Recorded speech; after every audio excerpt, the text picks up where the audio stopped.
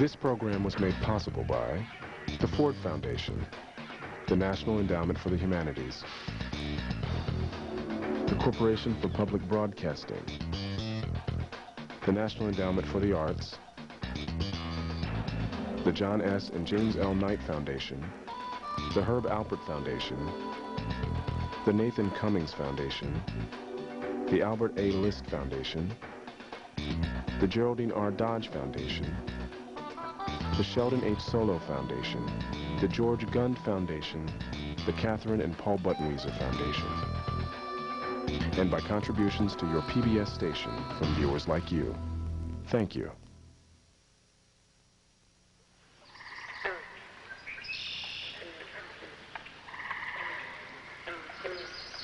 If I'd have known what a trouble it was to make a book, I wouldn't have tackled it, and ain't going to no more.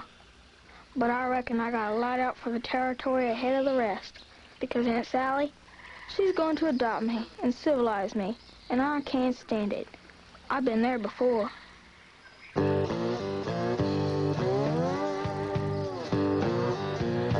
Huck Finn was a in-your-face, funky novel. He's white trash. Twain has been called our Cervantes, our Shakespeare, our Homer, our Tolstoy, because Huckleberry Finn is the closest thing we have to a national epic.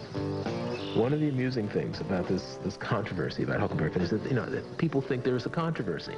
Huckleberry Finn survives. It survived 100 years. It's been banned by somebody at every point. It's going to be here in 2050. They can't get away from it.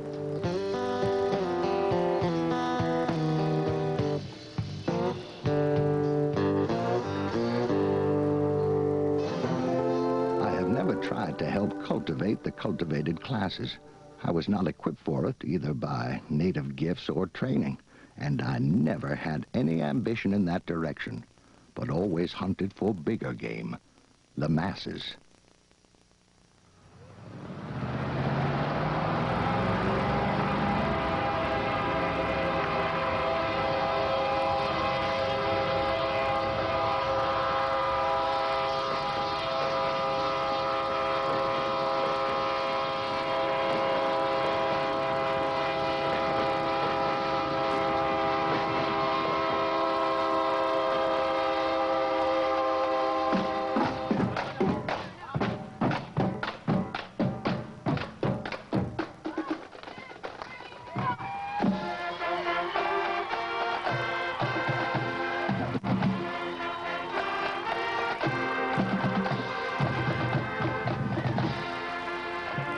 Celebrates National Tom Sawyer Days every year over the 4th of July for 3 or 4 days. And it's a celebration that brings in over 100,000 visitors. And it's our biggest and most enjoyable celebration, because during this celebration, the townspeople literally reenact some of the activities that Mark Twain was involved in when he actually lived in Hannibal. Hannibal is America's hometown because of everything that Mark Twain wrote about Hannibal.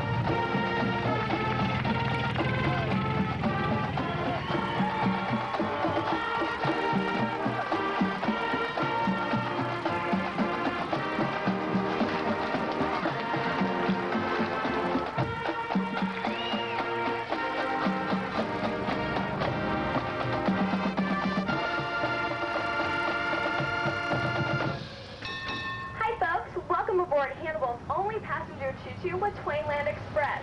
My name is Kelly, and your engineer today is Charlie. Well, Hannibal, Missouri is Mark Twain's hometown. It's the town that he made famous in Huck Finn and Tom Sawyer and Life on the Mississippi. And it's the inspiration for his most popular books, his favorite books around the world. It also is the place that shaped his moral development in key ways. It was a slaveholding town, and Twain's failure to ask questions about what that meant when he was growing up, and his questioning that dimension of his childhood when he was older, in fact, is the engine that fuels his greatest art. Here you have a young boy who's a child of slaveholders and who goes on to write Huckleberry Finn, probably the greatest anti-racist novel by an American writer.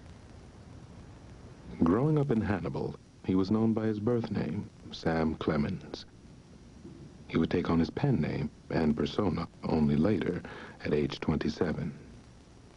In my schoolboy days, I had no aversion to slavery. I was not aware that there was anything wrong about it. No one arraigned it in my hearing. The paper said nothing against it. The local pulpit told us that God approved it, that it was a holy thing, and the doubter need only look in the Bible if he wished to settle his mind. If the slaves themselves had an aversion to slavery, they were wise and said nothing. But growing up in Hannibal, a slave trading town, Twain was well aware of the brutality that slaves encountered on a daily basis. I vividly remember seeing a dozen black men and women chained to one another once and lying in a group on the pavement awaiting shipment to the southern slave market. Those were the saddest faces I have ever seen.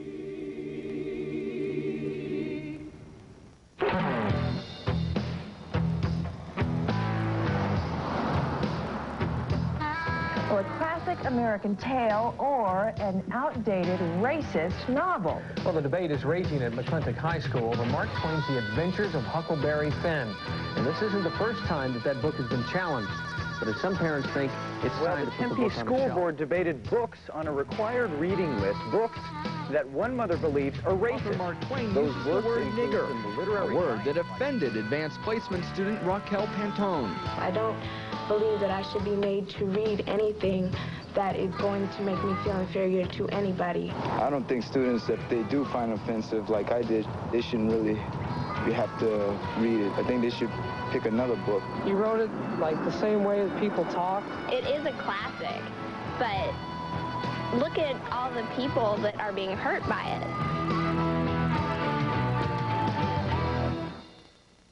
The Adventures of Huckleberry Finn, the novel, takes place at a particular time, 1845, which is before the Civil War, an era of slavery. It takes place in the South. It takes place on a river. And that river is probably the most important river in America at that time. It separates East from West. It separates a whole set of ways of living from civilization, non-civilization, but it connects North and South. The story begins in this town of St. Petersburg, which is really Hannibal. The main characters in Huckleberry Finn are Huck and Jim. It's that simple. It's a two-shot. It's a buddy novel. It's about a black man who wants to escape slavery, who hooks up with a young boy who wants to escape his own horrible circumstance of child beating and abuse. Huck is the child of an alcoholic father named Pap. His mother isn't there. He has to flee his father. Pap has gotten more and more abusive as time has gone on. He's imprisoned Huck in a shack. Jim is fleeing Hannibal because Miss Watson has decided to take advantage of an offer a slave trader has made her and sell Jim south. He knows that he will never have a chance to be reunited with his family if he gets sold down the river, and so he's fleeing too. Huck comes across Jim by surprise on Jackson's Island.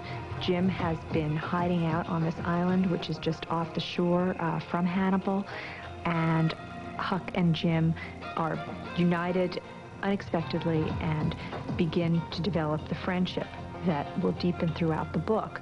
Huck decides to go ashore and ask some questions that will let him know whether either of them is being hunted for. When he realizes that slave hunters are after Jim, he races back to the island and says to Jim, "They're after us," and then they take off.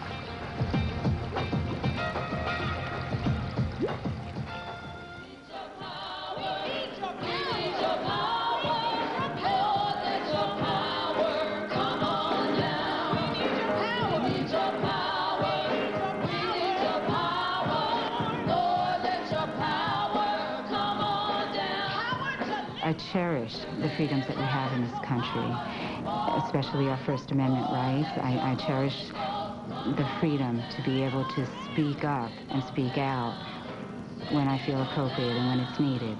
But at the same time, I think that there need to be some boundaries. We need to draw some lines.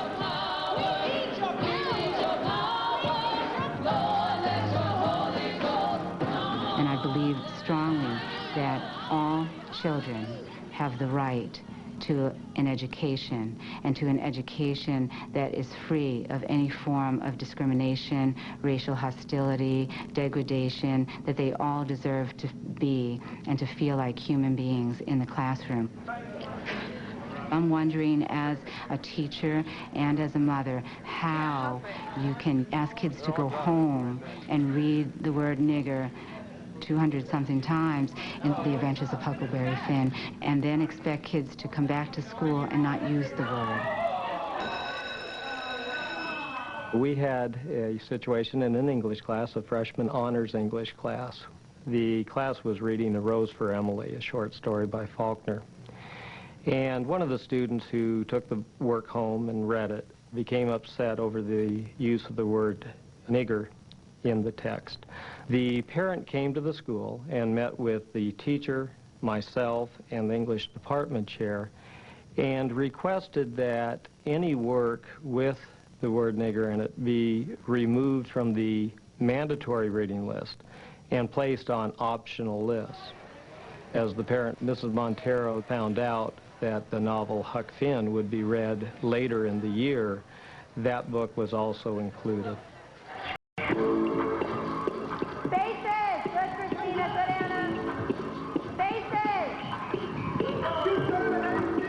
Raquel is an honors student at McClintock High School. She studies your regular courses of sophomore English. She studies chemistry. She studies dance. She studies Spanish. We are in school 9 months out of the year. That is a high majority of my life that I spend in school, and I do not go to school to spend that much time of my life to be demeaned, disrespected, or felt to be any less than anybody else in the classroom. It may have begun with confusion and a sense of, why would my teacher assign such a thing? Does she not understand that I was in class and that I'm black? Did she think that this would not affect me? Jim is comical. He's a comical character, and while we might feel for the first time in literature, a sense of humanity, that's sad in and of itself, that was the first time that we can view African Americans with any sense of humanity.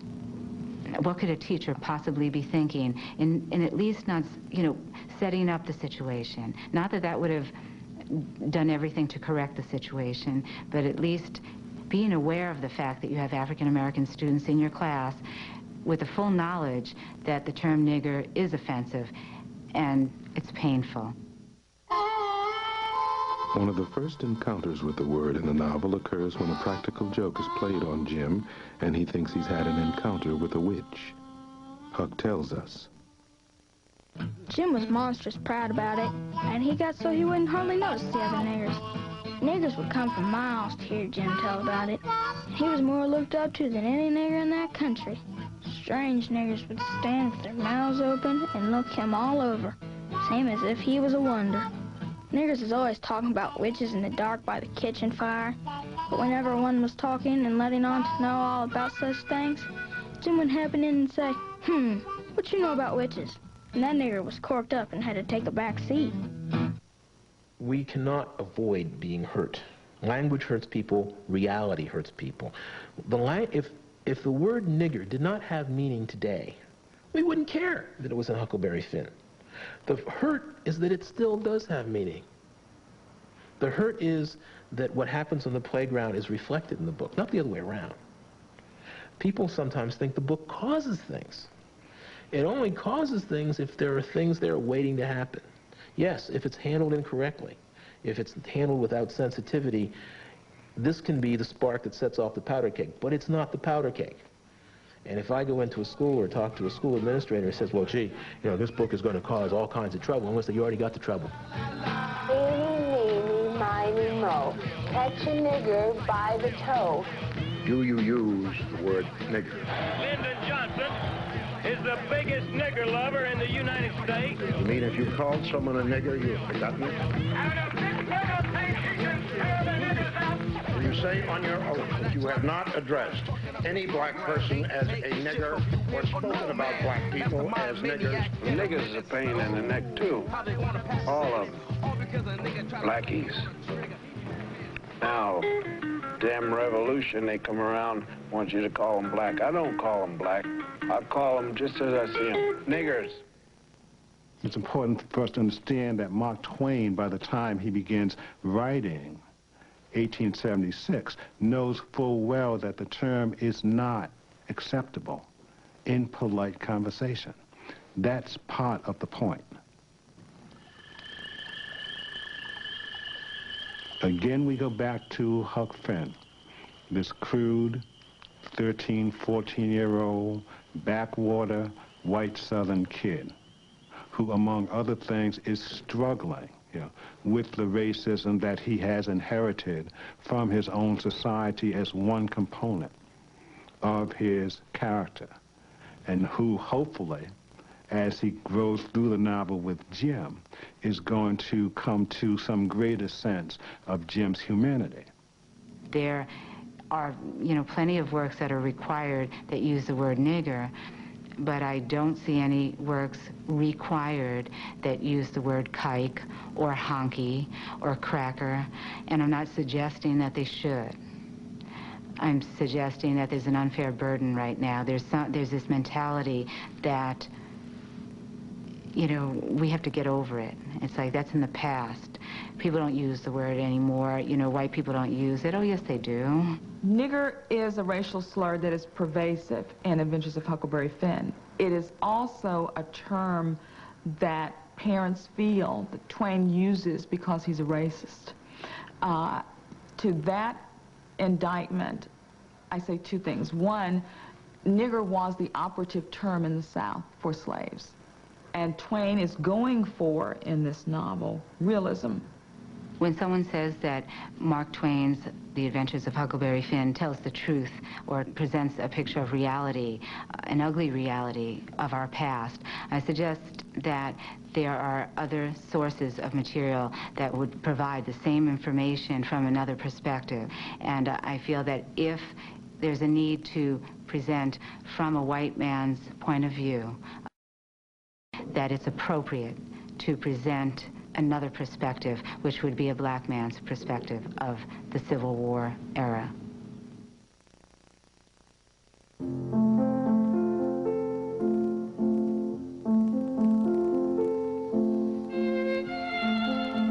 Huck Finn has been shrouded in controversy from the beginning. I think that that's the first thing we need to understand about this particular novel. When Huck Finn was initially published in 1885, the controversy had nothing to do with race. Literature was supposed to be uplifting. It was supposed to ennoble the reader. It was supposed to give the reader a sense of higher values and higher moral principles. Here comes Huck, who has not been educated, who has received very little religious instruction. It was suited for people in the slums, because it talked about drinking, and it used language, it used the vernacular, and people did not speak in elevated tones. The language, it said ain't, for God's sake. No one had ever handed over the narrative power of a book to a vernacular narrator, to an untutored child who didn't speak proper English, and this was a shock. Miss Watson would say, "Don't put your feet up there, Huckleberry, and don't scrunch up like that, Huckleberry. Sit up straight." And pretty soon she would say, "Don't gap and stretch like that, Huckleberry. Why don't you try to behave?" Then she told me all about the bad place, and I said I wished I was there. She got mad then, but I didn't mean no harm. All I wanted was to go somewhere. All I wanted was a change. I weren't particular. She said it was wicked to say what I said. Said she wouldn't say it for the whole world. She was going to live so as to go to the good place. Miss Watson, she kept pecking at me, and it got tiresome and lonesome. I felt so lonesome, I almost wished I was dead. Huckleberry Finn was very threatening to a number of arbiters of young people's morals. They were concerned that somebody would pick up this book and think it was okay to steal, okay to lie, okay to talk with bad grammar, and most important, okay to be blasphemous.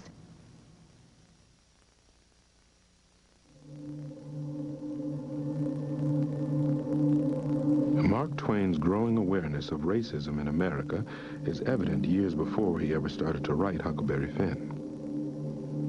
In the 1860s, after a variety of careers, from riverboat pilot to miner to humorist and lecturer, Twain was a newspaper reporter in San Francisco. After failing to get his serious accounts of violent racist incidents published, he began writing satirical accounts of the incidents. It was the only way to get the editors interested. One of his most dramatic satires is a piece called Disgraceful Persecution of a Boy, in which he writes about a boy who has just been thrown into jail for the crime of stoning a Chinese man on the way to Sunday school, and the outraged editorialist writing this piece says, how dare they do this to the child? Why, his elders had taught him that it's a high and holy thing to abuse the Chinese, and he was just doing what he'd been taught, and they're making him a scapegoat, and this is an outrage. Twain was playing with how you use humor and satire to shame people into recognizing how stupid and inexcusable racism is. By 1869, Mark Twain had become part owner of a Buffalo, New York newspaper. He was engaged to Olivia Langdon, whose wealthy Buffalo family opposed slavery. This is the beginning of a long-term relationship, not only with his future wife, but with her family, that will prove to have a major influence on Twain's moral development. In particular, his father-in-law, Jervis Langdon, an extremely principled and committed man who went so far as to walk out of his church when his church refused to condemn slaveholding and founded a new church.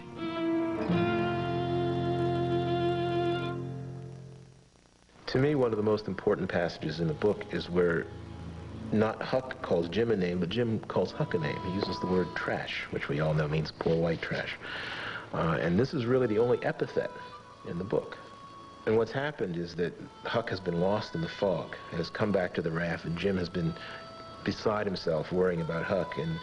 And Huck pretends that he's been there all the time and that Jim has just been sleeping. Plays a trick on him, and this is Jim's response.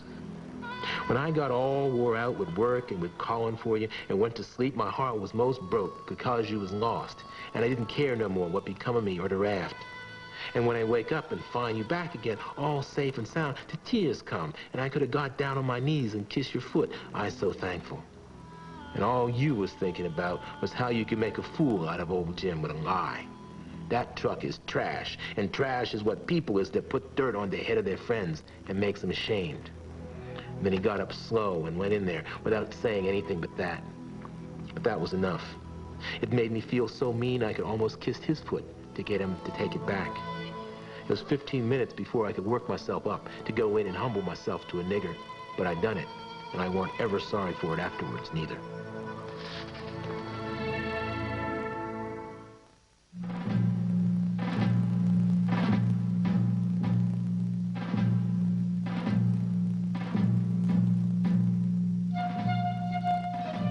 Twain began writing Huck Finn in 1876, which was the centennial of the Declaration of Independence and the greatest formal celebration of freedom in the country's history. And I think it's not an accident that he began this book the summer of 1876, because the summer of 1876 saw not only all of the elaborate centennial celebrations, but also some very troubling signs of the racial tensions that marred freedom in America at that time. The American nation, the United States, you could say it was founded on hypocrisy, but it really was founded on irony. You know, all these guys get together in Philadelphia, and Thomas Jefferson writes, all men are created equal, and he's got 4 slaves there with him. Mark Twain chose to write about slavery at a time when slavery was over. And so the part of understanding Twain's motivation has a lot to do with seeing what he saw happening in his world that reminded him of what had happened before. Reconstruction was the period immediately following the Civil War. It was the period during which the constitutional amendments were passed, which ended slavery, which granted due process and voting rights to the country's African-American men. And it was a period when blacks exercised real political power for the first time. There was tremendous hostility to blacks exercising political power all through Reconstruction, and indeed racist organizations like the Knights of the White Camellia and the White Brotherhood and the Ku Klux Klan used surreptitious means to intimidate blacks from exercising their votes. They also used arson and murder and a whole range of intimidations. What happened in 1877 was the federal government gave the green light to those who wanted to prevent blacks from exercising their rights and said, well, you know, our troops aren't going to be there to enforce the law. And this was really the tragic beginning of a period which has come to be known by historians as the nadir, the all-time low point in American race relations. The incidence of lynching significantly increased during this period. The systematic attempts to deny political rights certainly expanded during this period. The attempt to force the black community back into various forms of economic servitude increased during this period. All of these social, historical, political processes are unfolding, beginning to be unleashed during the period of composition of Huck Finn.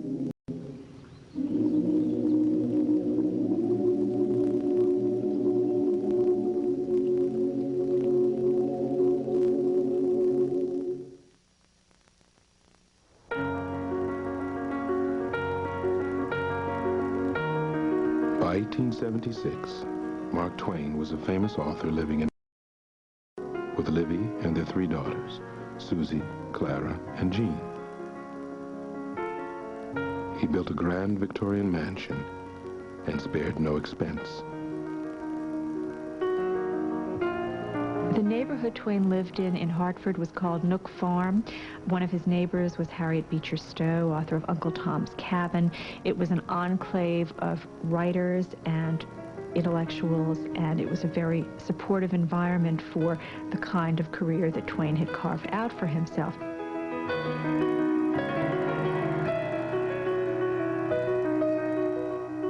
The obligations of entertaining were not conducive to Twain actually doing the writing he needed to do, and so he did most of his writing during summers when he went to Elmira, New York. In a study built by Olivia's sister at her farm in Elmira, New York, Twain could concentrate on his writing. Twain began Huck Finn as a sequel to his novel, Tom Sawyer. He wrote to his friend, the writer and editor, William Dean Howells. Began another boy's book, more to be at work than anything else. I have written 400 pages on it, therefore it is very nearly half done. It is Huck Finn's autobiography. I like it only tolerably well as far as I have got, and may possibly pigeonhole or burn the manuscript when it is done.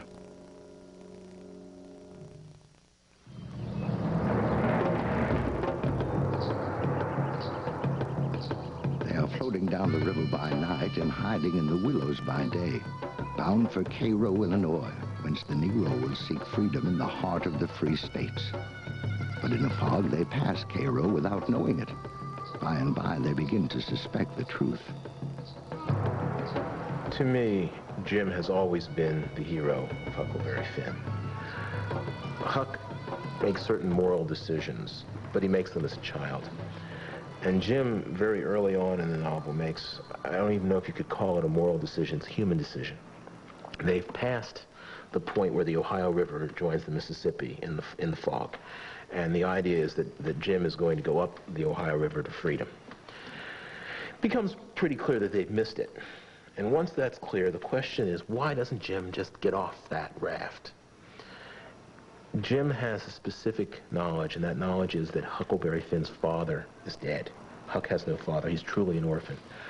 And I've always interpreted Jim's decision to stay with Huck as a realization that whatever was going on with Jim's life, that here was a child who needed protection. Soon after they miss the turn up the Ohio River to freedom in the north, a steamboat smashes the raft, sending Huck and Jim into the river, separated by the darkness.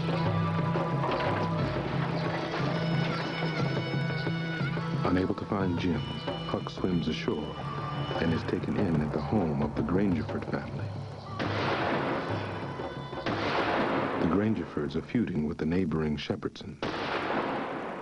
Huck stays long enough to see shooting erupt and family members on both sides killed.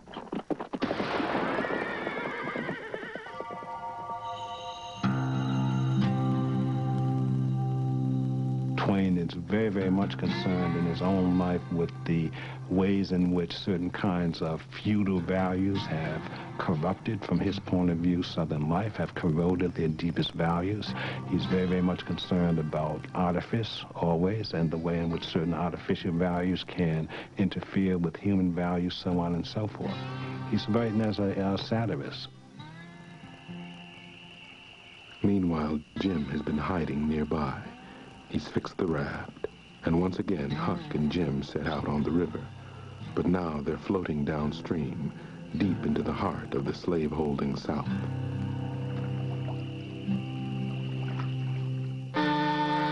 Huck and Jim's solitude is interrupted when two con men come on board and take over the raft. They call themselves the Duke and the King. With Huck and Jim in tow, the scoundrels prey upon the ignorance and trust of the townspeople along the river. Their scams continue until the two men are exposed as frauds and get tarred and feathered and run out of town on a rail. But not before the King has sold out Jim as a runaway slave for $40 to Aunt Sally and Uncle Silas Phelps. Jim is taken prisoner in a shack on their farm.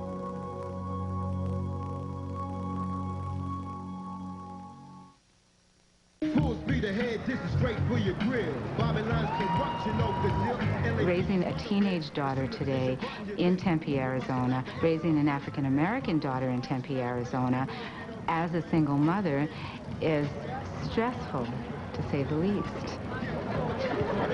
I've raised her with a respect for herself and for others. I've raised her with values that include honesty and open-mindedness. Many Hispanics, Mexican-Americans are coming into Tempe. Many African-Americans are coming into Tempe, making their homes in Tempe. And so the population is changing, and I'm not sure that Tempe has stepped up to the plate in terms of changing with the population changes. Hurry up. We are gathered here this afternoon, parents and students for equal education. I thank you all for coming.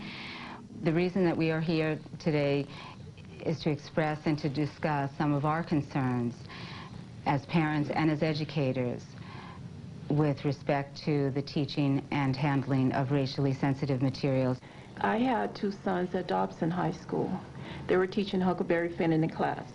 I saw their pain. I mean, they literally came in crying. And I moved them to McClintock High School because they both came in one afternoon. They were very upset. My youngest son threw his books across the room. He was screaming and yelling, and he said, if you don't get me out of that school, I'm going to hurt somebody. They said they were writing nigger on the walls. They were calling them nigger, and they were powerless to do anything about it. My question is to the educator, to the teacher is, why are you using this? You know, what effect does this have on what these children are learning? Are there alternate materials that can do the same things without offending, hurting, or damaging the self-esteem of children? And by the way, who put together these lists of classic literature? If we were involved, if black people were involved in putting together these lists, if Native American and other people of color, we would have quite a different list of classic literature. I'm very offended by the word most of the time, except when I do hear, like, say, for instance, the brothers. When you in the streets and you hustling, you know how niggas is, because you was one of them niggas, you know what I'm saying? You on the corner, you trying to get your money, you see them. I'm a nigga. Damn, I had fun with all y'all niggas. I love black people, but I hate niggas, bro. Oh, I hate Nah, I'm the nigga in the band and the beat, man, you know what I'm saying?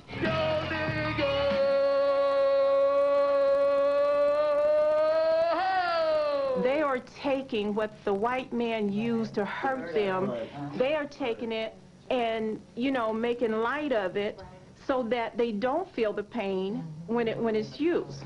However, just because my brother refers to me as such and we understand does not give a Caucasian the right to say it to me. I'm sorry, I think that time is starting to come where people are starting to get very angry and aren't afraid to show their anger, and these administrators are going to realize when the outrage breaks, they're going to really get a wake-up call. I'm sure the character of Jim, as folly as they made him and as foolish as they made him, did not feel good about being a nigger.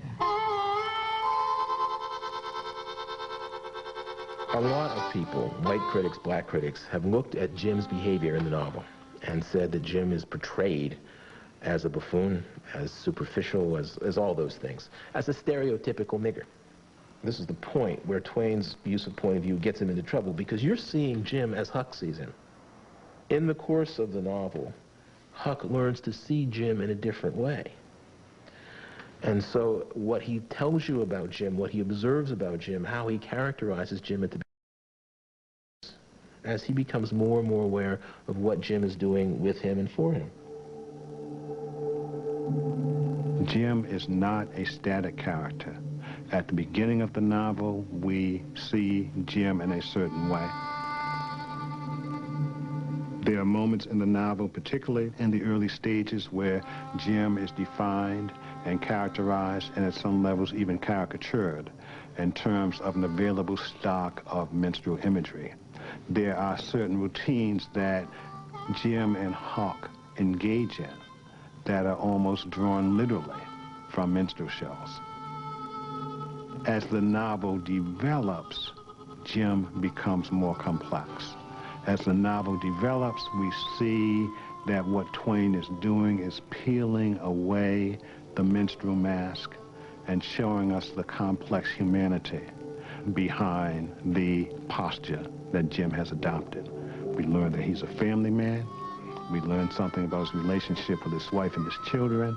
We learn something about the way that he sees of himself and the world in which he lives in. We see a great deal about his hopes for his family, his future, his desire for freedom. So that we move towards, I think, a very, very complex portrayal of Jim as character from a historical point of view. Literary and social conventions that have not given us a character quite like this.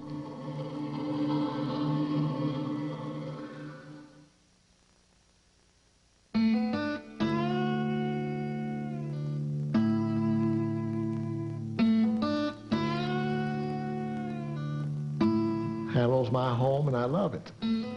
I find that we have a good communication with one another in the city of Hannibal, and it's a good place to live. In past years, the celebration has gone forth, and a very few minorities or blacks participate because there's nothing of interest there that creates them the opportunity to come and share in it.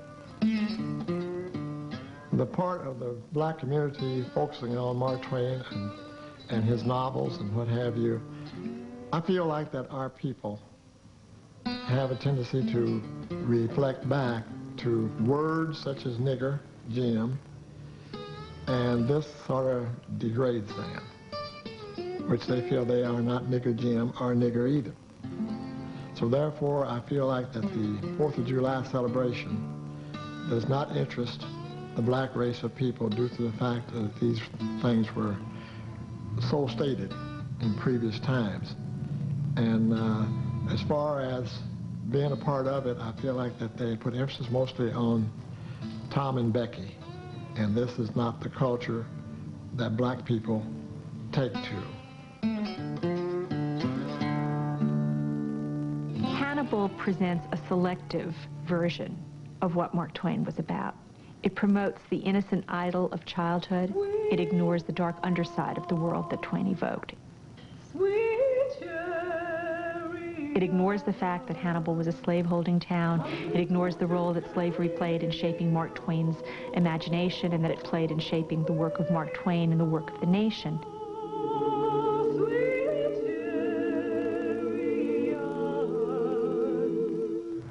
Hannibal chooses to focus on Tom Sawyer rather than Huck Finn, the novel, because we feel like Tom Sawyer is what Hannibal is all about. The book, Huckleberry Finn, it does not take place all in Hannibal, Missouri. But Tom Sawyer took place right here in Hannibal, Missouri.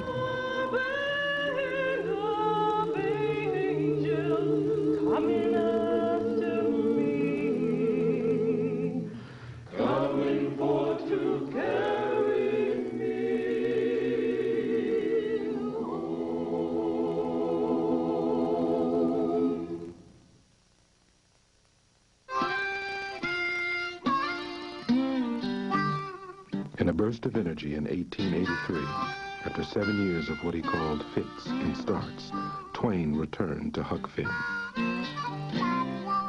I haven't had such booming working days for many years. I'm piling up manuscript in a really astonishing way.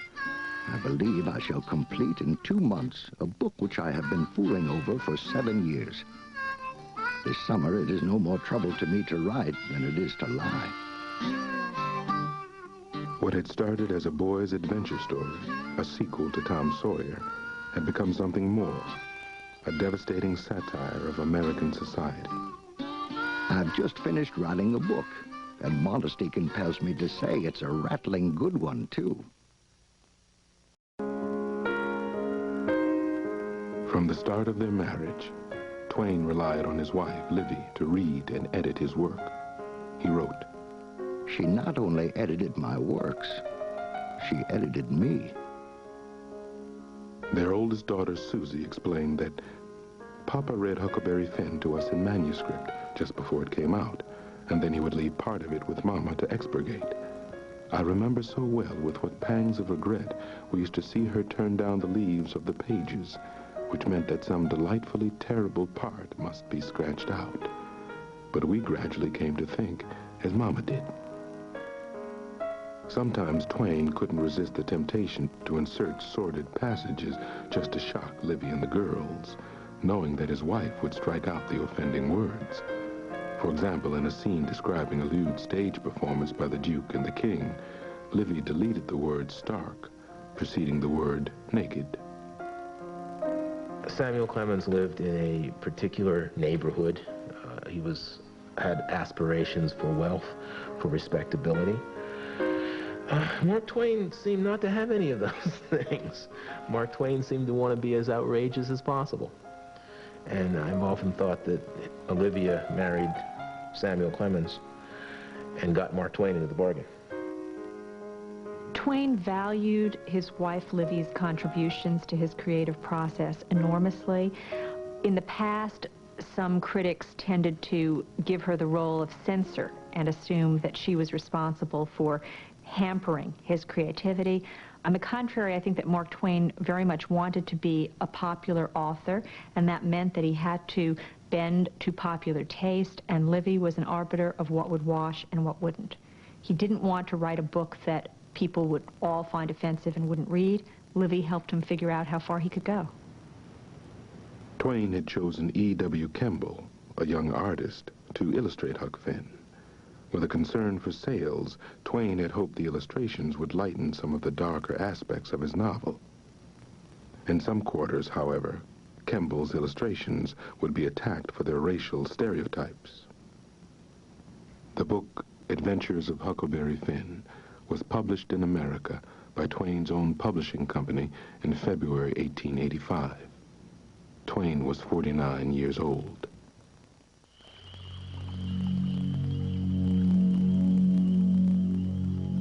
One month after publication, the Concord, Massachusetts Public Library banned the book, calling it trash. Members of the library committee said, "The book contains but little humor, and that of a very coarse type. Respectable people." A number of critics in Boston and New York hated the book. Their attitudes influenced many people around the country who thought Huck Finn was indecent. Twain responded to the mounting criticism. The committee of the Public Library of Concord, Massachusetts, have given us a rattling tip-top puff, which will go into every paper in the country. That will sell 25,000 copies for us, sure. It will deter other libraries from buying the book, and you are doubtless aware that one book in a public library prevents the sale of a sure 10 and a possible 100 of its mates. Those idiots in Concord are not a court of last resort, and I am not disturbed by their moral gymnastics. When you look at our policy, which asks that we look at a book as a focus on individual words or passages to determine whether or not it should be read, we felt very strongly that our policy allowed us to have a book like Huck Finn in. It is considered a classic. It has many good, solid messages that are worthy of study at the high school level. We were met over and over again with comments such as, this is great literature, this is classic literature, and you don't have the right to determine what everybody else reads. And I never intended to determine what everybody else read. The parent and the student is free to exercise their right, which is to remove themselves from the discussion of a particular work. And then what we do is assign another reading that would be parallel. Raquel did take the only other option available, and she did read Charles Dickens' A Tale of Two Cities, and she did sit in the library of McClintock High School for approximately 4.5 weeks. I found that unacceptable. Raquel sitting in the library does not afford her the same participation, class discussion, that excludes her from class time. I don't send her to school to sit in the library and read by herself. And we did protest for a full week, before and after school. I did, as a last resort, file a lawsuit against the Tempe Union High School District and individual governing board members who refused over and over again to hear what we were saying, to hear what our children were saying, and with the knowledge that they were hurting the children in their district, continued to do the same thing.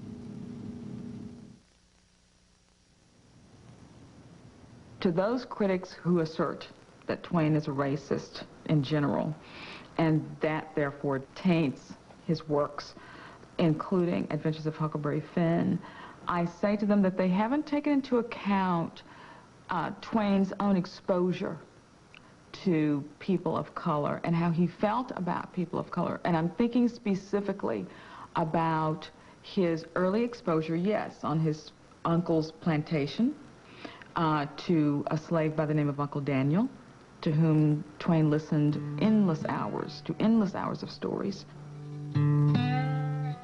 We had a faithful and affectionate good friend, ally, and advisor in Uncle Daniel, whose sympathies were wide and warm, and whose heart was honest and simple and knew no guile. I have staged him in books under his own name and as Jim. It was on the farm that I got my strong liking for his race and my appreciation of certain of its fine qualities.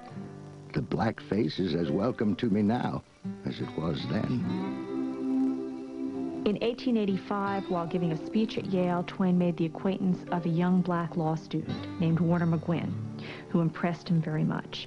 He realized that the young man was struggling, holding down several jobs while he was trying to make his way through law school, and Twain decided to write a letter to the dean asking whether this young man would be a worthy recipient of Twain's help.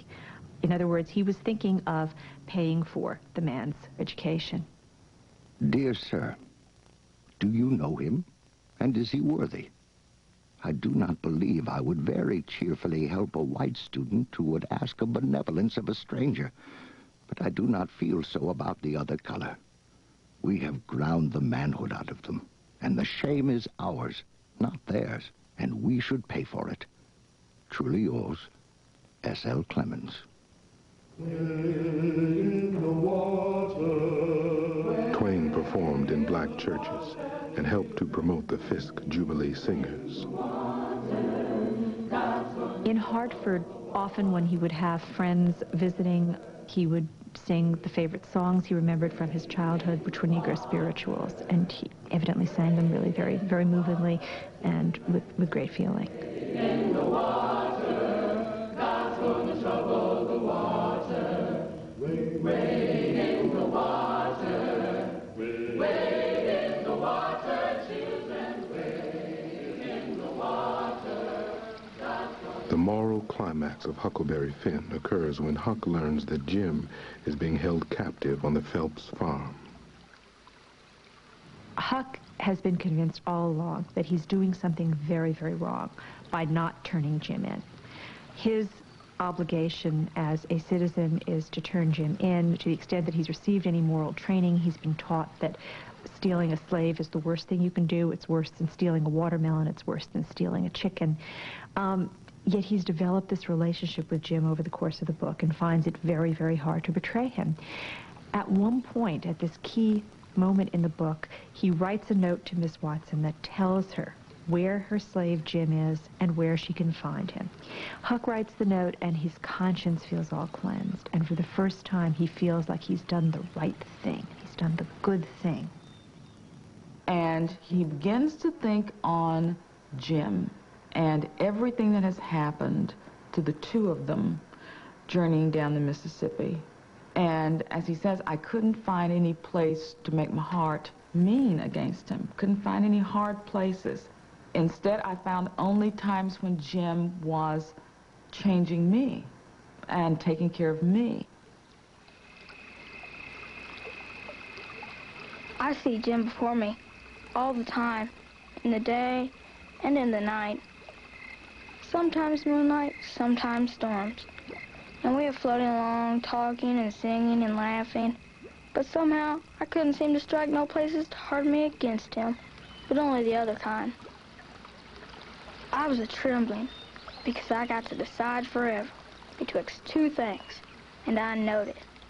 I steadied a minute, sort of holding my breath, and then says to myself, all right then, I'll go to hell. And he tears up the note. And for Huck, that's really a very, very serious statement, because Huck believes in hell. And he believes that he's going to be going someplace where he's going to burn forever. And he decides that that's okay. Huck Finn is a book of mine where a sound heart and a deformed conscience come into collision, and conscience suffers defeat. Muy bien. Eso es como la pregunta de Marco y la pregunta de David. ¿Recuerden? In education, we have come to the notion as parents that we do not want our children to suffer. We want them to learn, and we want them to have a happy time, and it should be a great time in their lives, and therefore it should be painless. I worry about that, because if we go back into antiquity, learning has never been painless. So where we have come to that notion that learning and education are painless, I'm at a loss as to at what point we slid into that slippery slope. We've been in contact with Professor Joshua for over a year now. And through those conversations, it came up that she would like to visit McClintock High School. So we jumped at that chance. Professor Chadwick Joshua is a teacher of teachers, is really the best way to put it. She helps teachers to look at ways of teaching controversial literature. And some people would say, I think she included, that literature by definition is controversial. I want to meet Sister Joshua face-to-face, mother-to-mother, and I want her to know that, first of all, we may not be as far apart as what we appear. The working terms in the North were Afro-American, Anglo-African. Monday, and Tuesday, all day long, every student at McClintock High School will go to a presentation in the auditorium during their English class time, presented by Dr. Joshua. Langston Hughes says of this novel that before Mark Twain's adventure, we did not have an unromanticized view of slavery in the South or a picture of slaves in the South. When we look at Twain's Huck Finn and the machinations that Jim goes through in order to be free, when he cries and he moans and mourns about his family, when he's worried that he's not going to be free, when he makes the final decision to give up that freedom that he's gotten in the last 12 chapters, and he decides to give it up to save Tom Sawyer's life, a guy who could care less about Jim. That is what the novel is about. I am not promoting censorship at all. And none of the things that we have asked for would interfere in any way, shape, or form with anyone's right to read, any student to read anything that they would like. We have not asked for books to be removed from the library. We've not asked for works not to be taught. But I don't feel that kids should be made to read material that teachers are not adequately trained to teach. And that is the case here. And that is the case here. So you do want to help teachers understand how to introduce a particular piece of fiction before they introduce it. Yeah, that's what I'm saying. Before they introduce it, how do they go about it? Well, they bring in consultants such as myself, or they do graduate So work. have they learned today how to present Mark Twain? We've talked to, I would assume that teachers have looked at how I've modeled here, and we've had meetings today, and we'll have a meeting tomorrow. But have they been trained today? Yes, they have been trained today. They've been trained during... Because you talked to them. I don't think that that's the same thing as training. But it is. Well, we disagree about that.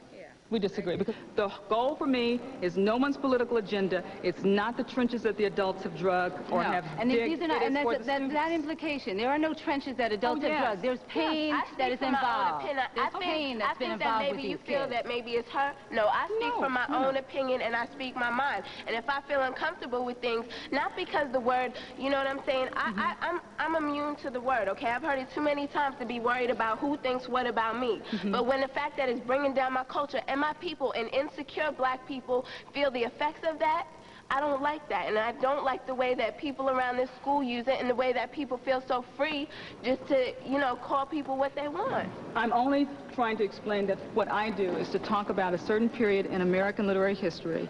My specialty is 19th century and Huck Finn. To promote it, promote your books, probably. Closure because we have something else to do. Sure. So if you would like to bring it to a closure, that'd be fine. And we'll go from there. That would be wonderful. Okay. It was nice talking to you.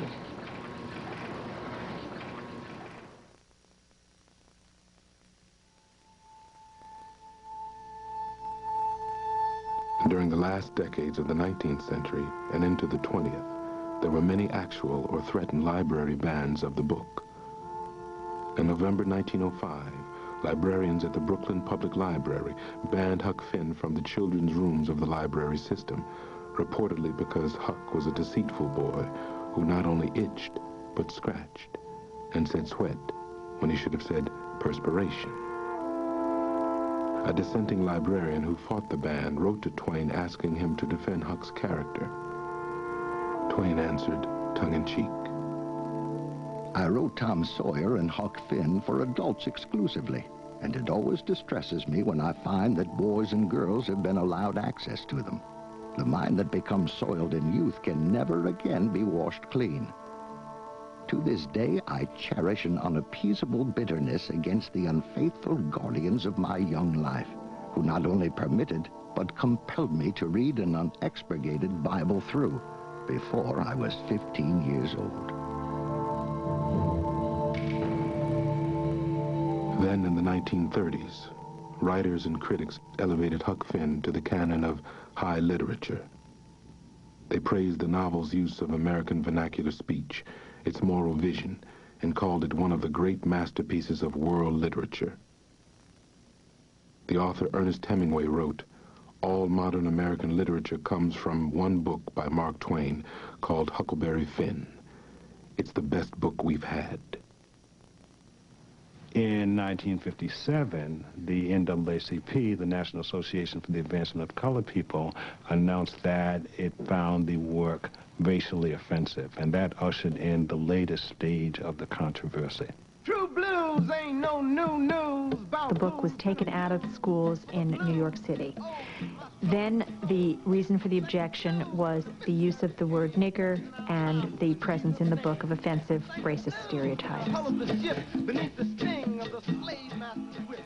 In 1957, a number of things have happened historically. First of all, you have your 3 years beyond Brown versus Board of Education, the Supreme Court decision outlawing segregation in public schools. The Montgomery bus boycott has broken out. They're in the early stages of the emergence of the modern civil rights movement. This coincides with a kind of historical shift in the social and political outlook of the black community, which is going to escalate as we move beyond the 50s into the 60s, 70s, 80s, and so on.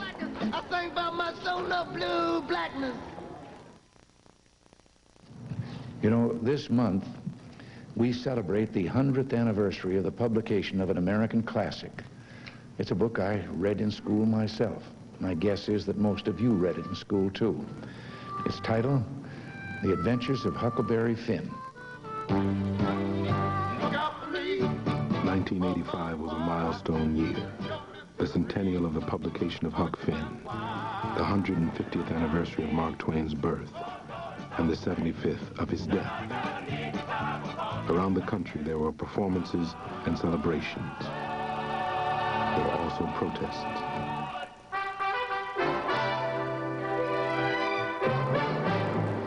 I think the book represents the white male psyche in its most adolescent form. The book says that black people steal, that they lie, they're not as intelligent as white people, and that they are not human. Any book that says that is a racist book. Well, in the decades to come, may our schools give to our children the skills to navigate through life as gracefully as Huck navigated the Mississippi. And may they teach our students the same hatred of bigotry and love of their fellow men that Huck showed on every page, and especially in his love for his big friend, Jim.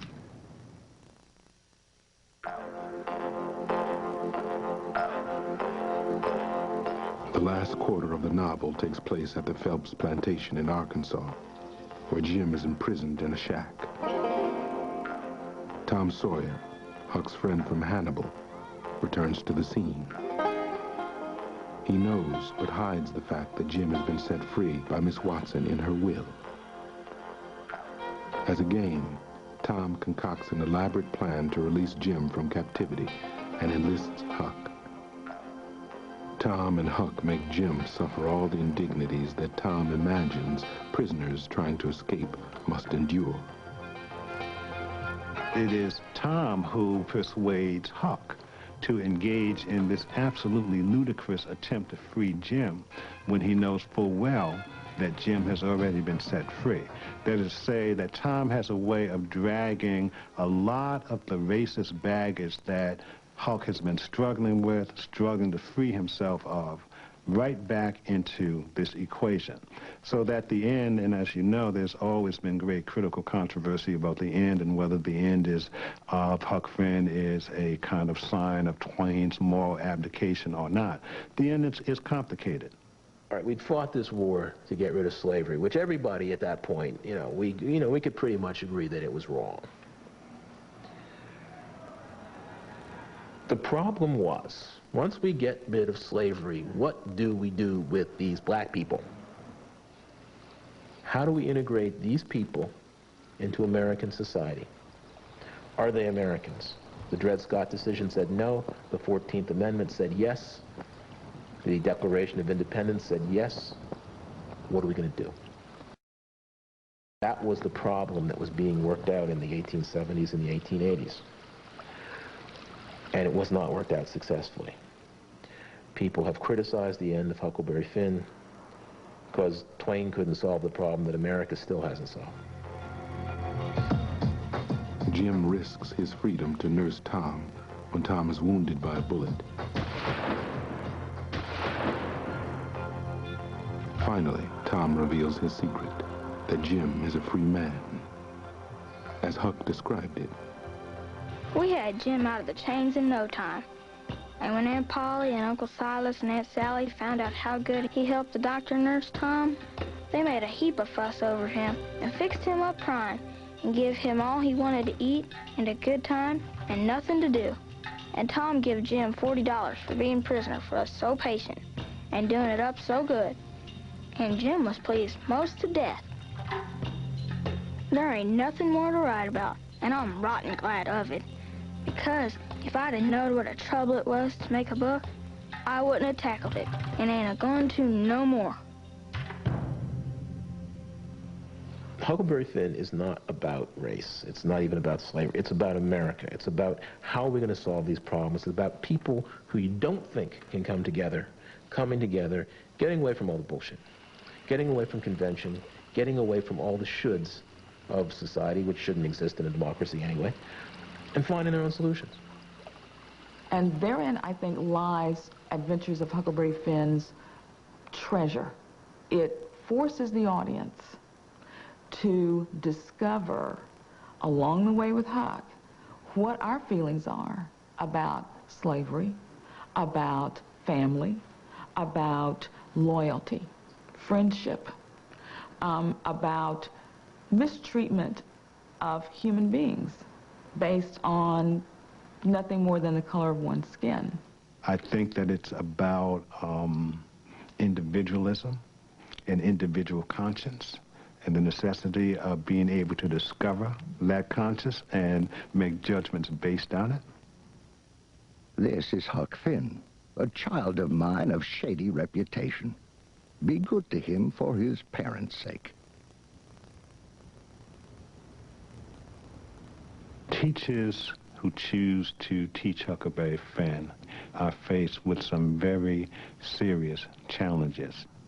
It is impossible to try and teach Huck Finn without some understanding and apprehension of the debate that now surrounds the text.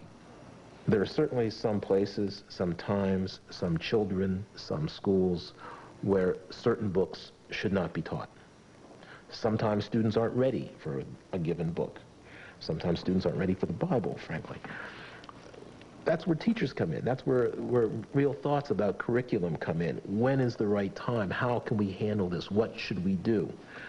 There are no, you can't take it as cut and dry. On the other hand, you can't arbitrarily say, this book is trouble, we're not going to teach it. Because a book like Huckleberry Finn is part of American literature. You can't get around it. Okay, everybody, we've been studying Adventures of Huckleberry Finn for 3 weeks. And today is our last day, our summation day. We want to look at this book in terms of the controversy that has been around it.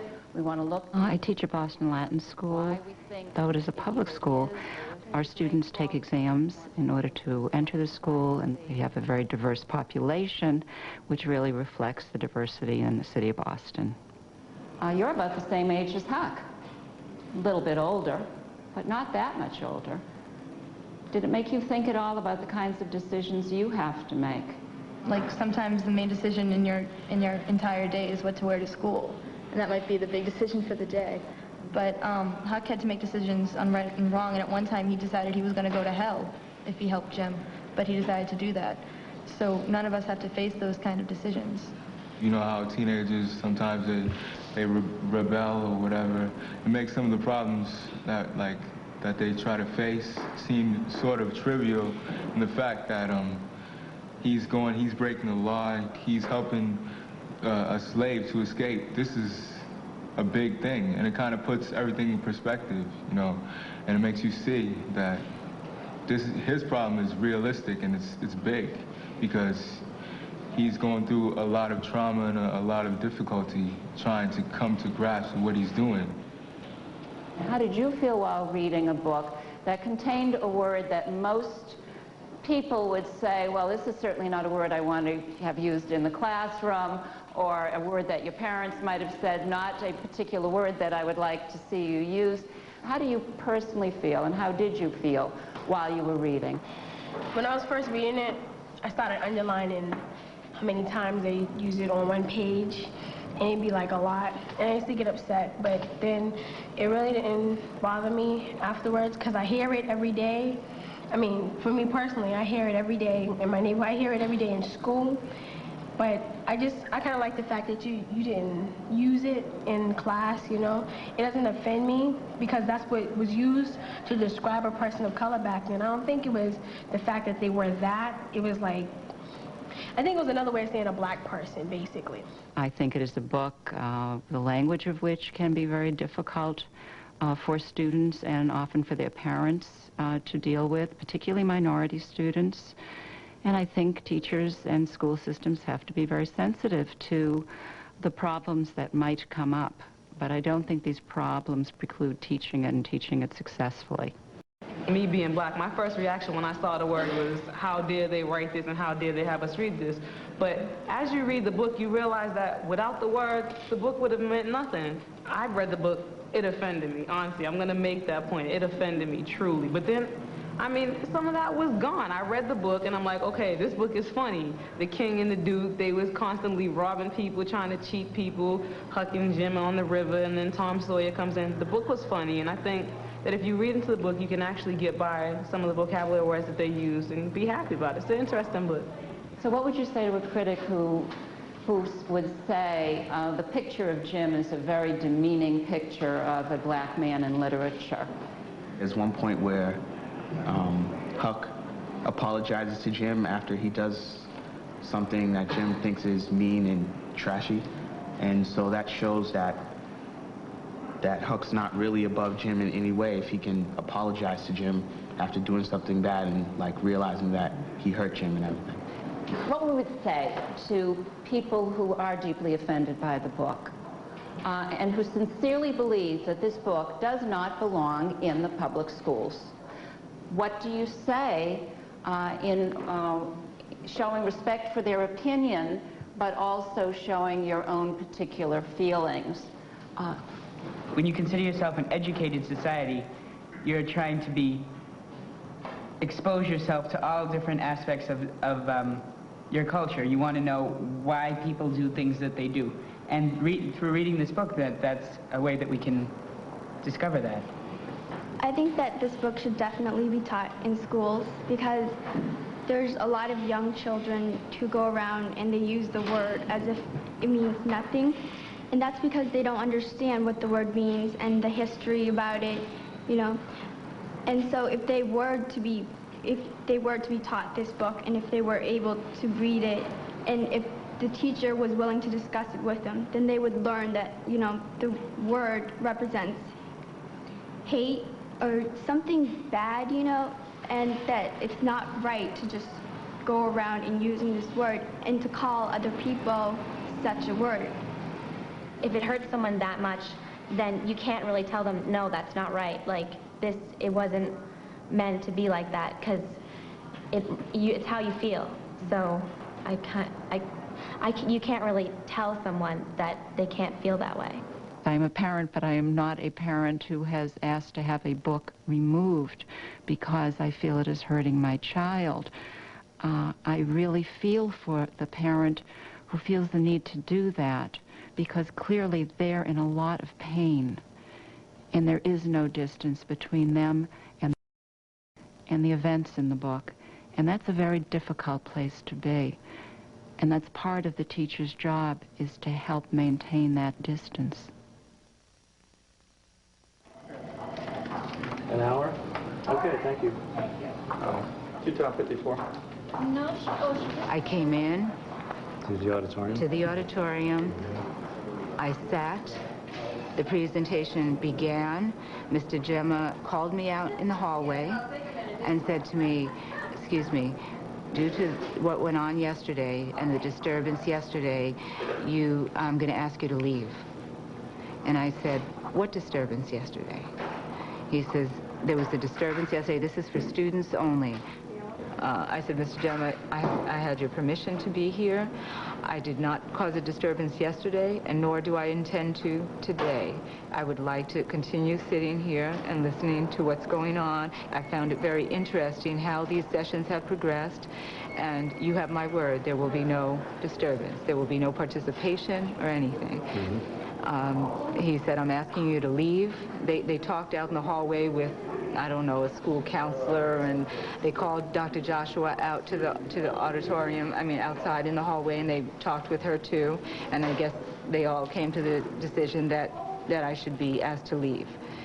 And so the police officer said, are you telling us you're not willing to leave? And I said, yes. And he said, okay, and he asked me to stand and put handcuffs on me. Okay, what's the next step? What are you going to do now? I don't know, Tony. No piece of literature, I don't care how great or how classic it is or who wrote it, is worth the pain that we have gone through or any other mother or child going through that pain.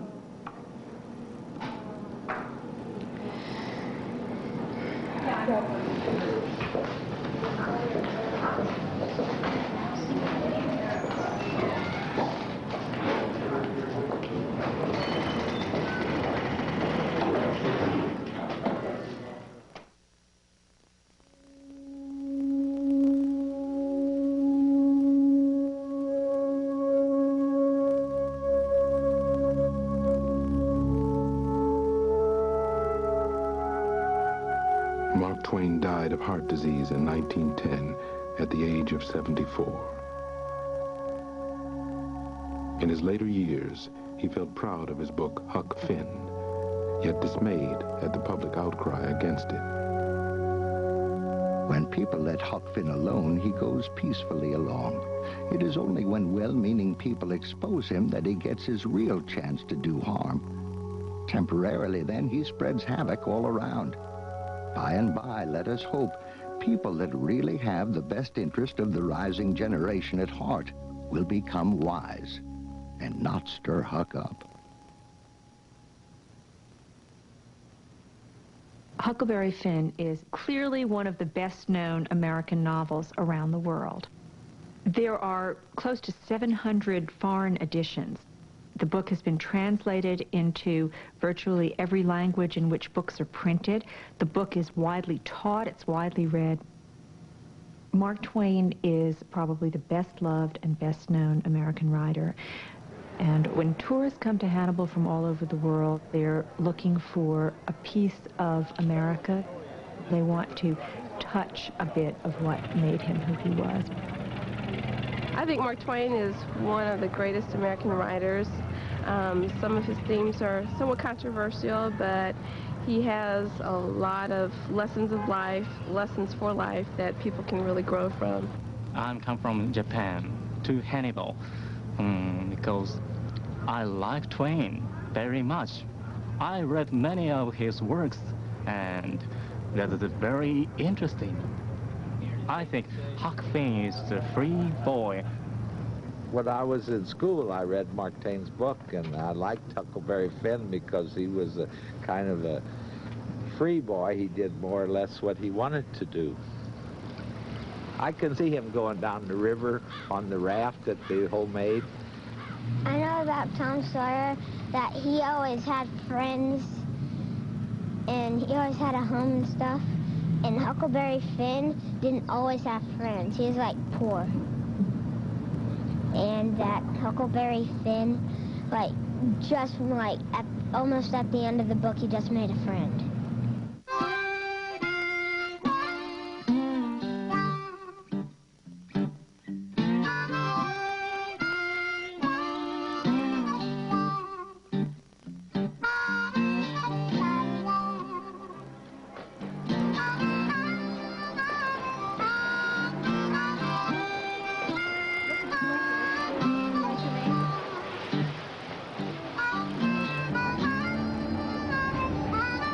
Life magazine quoted when they were here in Hannibal that when the celebration ending fireworks burst over the Mississippi, there is no better place to be from sea to shining sea.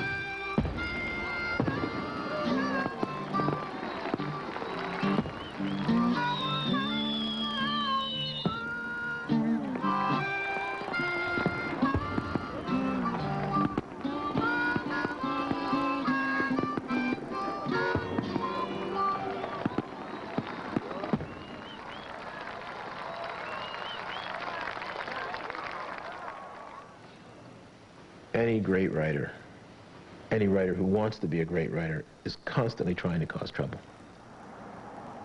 He's constantly trying to be troubling, to ask questions that people don't want to have asked, and to ask those questions in contexts that are very hard to ignore. I can ask you in a philosophical sense a question and you can blow it off. If I've made you care about a character and then I have that character do something that you don't understand, you're going to want to deal with it. You're going to, why do you do that? Wait a minute, I like the guy. I thought I understand what he was doing. And now, what is this? That's growth.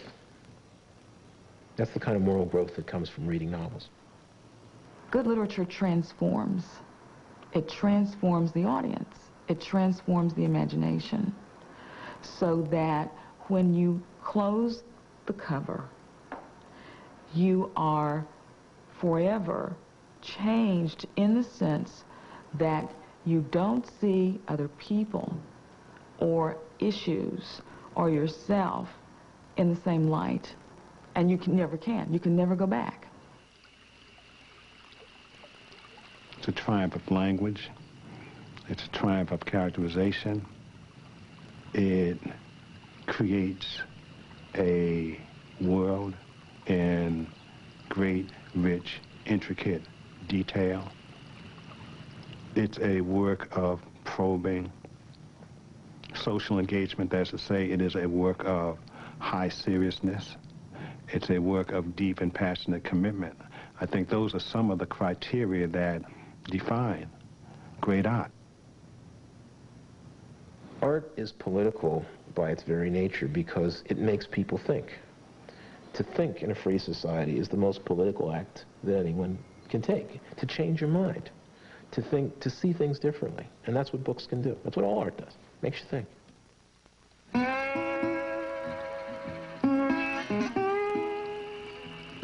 We catch fish and talked, and we took a swim now and then to keep off sleepiness.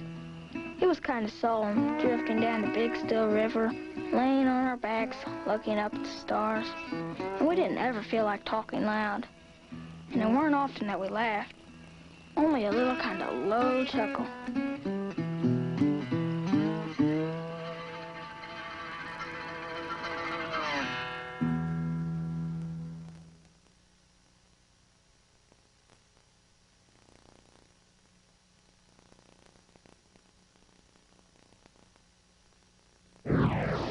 After a brief break.